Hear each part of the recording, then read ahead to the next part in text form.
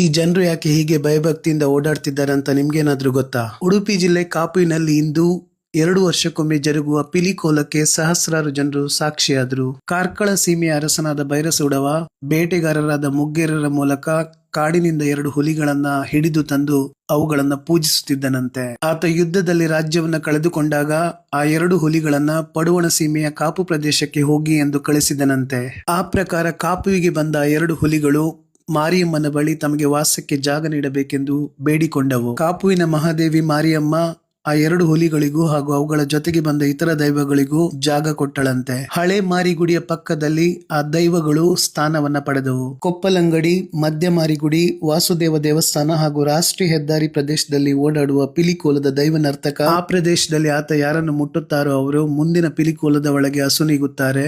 ಒಂದು ವೇಳೆ ಆತ ಯಾರನ್ನು ಮುಟ್ಟದಿದ್ದರೆ ಅವರೇ ಅಸುನೀಗುತ್ತಾರೆ ಅನ್ನುವ ನಂಬಿಕೆ ಈ ಹಿಂದೆ ಇತ್ತು. ಕಾಲ ಕಳೆದಂತೆ ಒಂದಷ್ಟು ಪರಿಹಾರ ಸೂತ್ರಗಳನ್ನು ಕೂಡ ಕಂಡುಕೊಳ್ಳಲಾಗಿದೆ. ಹುಲಿಯ ಹುಟ್ಟು ಹಾಗೂ ಹುಲಿ ಕಾಪು ಸಾವಿರ ಸೀಮೆಗೆ ಬಂದ ವಿಚಾರವನ್ನ ರಾಜ್ಯೋತ್ಸವ ಪುರಸ್ಕೃತ ದೈವನರ್ತಕ ಗುಡ್ಡಣ್ಣ ವಿವರಿಸಿದರು. ಹಲಸಿನ ಎಲೆಯ ಮೇಲೆ ಮಲಗಿದ ದೈವನರ್ತಕನನ್ನು ಎಬ್ಬಿಸಿ ತಲೆಯ ಮೇಲೆ 3 ಕೊಡಪಾನ ನೀರನ್ನು ಸುರಿದ ಮೇಲೆ ಆವೇಶ ಕಡಿಮೆ ಆಯಿತು.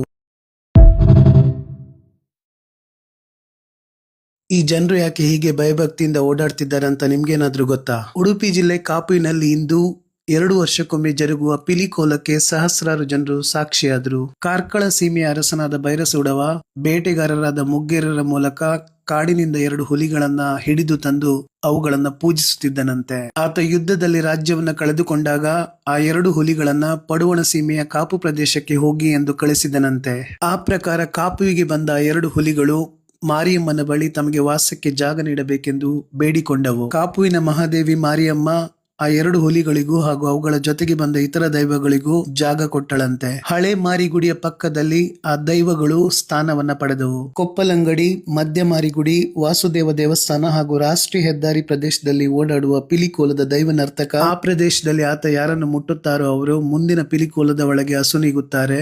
ಒಂದು ವೇಳೆ ಆತ ಯಾರನ್ನು ಮುಟ್ಟದಿದ್ದರೆ ಅವರೇ ಅಸುನೀಗುತ್ತಾರೆ ಅನ್ನುವ ನಂಬಿಕೆ ಈ ಹಿಂದೆ ಇತ್ತು. ಕಾಲ ಕಳೆದಂತೆ ಒಂದಷ್ಟು ಪರಿಹಾರ ಸೂತ್ರಗಳನ್ನು ಕೂಡ ಕಂಡುಕೊಳ್ಳಲಾಗಿದೆ. ಹುಲಿಯ ಹುಟ್ಟು ಹಾಗೂ ಹುಲಿ ಕಾಪು ಸಾವಿರ ಸೀಮೆಗೆ ಬಂದ ವಿಚಾರವನ್ನ ರಾಜ್ಯೋತ್ಸವ ಪುರಸ್ಕೃತ ದೈವನರ್ತಕ ಗುಡ್ಡಣ್ಣ ವಿವರಿಸಿದರು. ಹಲಸಿನ ಎಲೆಯ ಮೇಲೆ ಮಲಗಿದ ದೈವನರ್ತಕನನ್ನು ಎಬ್ಬಿಸಿ ತಲೆಯ ಮೇಲೆ 3 ಕೊಡಪಾನ ನೀರನ್ನು